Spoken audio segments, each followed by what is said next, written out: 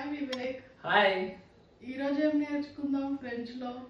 నిన్న మనం where are you from అనేది నేర్చుకున్నాం కదా. ఈ రోజు 2 డిఫరెంట్ ఫార్మ్స్ లో I am from, I come from in French లో నేర్చుకుందాం. ఫస్ట్ నిన్న వేర్ ఆర్ యూ ఫ్రమ్ అనడానికి ఏమంటాం? దు వెని వు అంటాం కదా. అదే ఐ కమ్ ఫ్రమ్ అన్నాం అనుకో, ఐ కమ్ ఫ్రమ్ అంటే జువ్యాందే.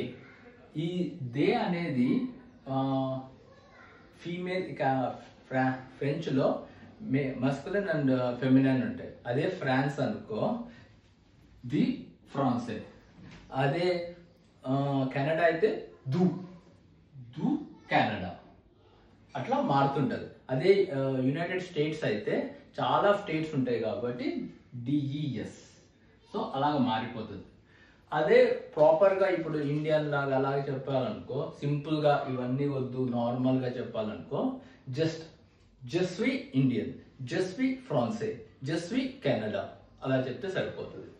ఎందుకంటే ఇది ఐ యామ్ ఫ్రమ్, జస్వి అంటే సరిపోతుంది. మళ్ళీ ఒక 3 days నేను హాలిడేకి వెళ్తున్నా. తర్వాత మనం కొత్త వర్డ్తో కలుద్దాం. అంతవరకు బాయ్.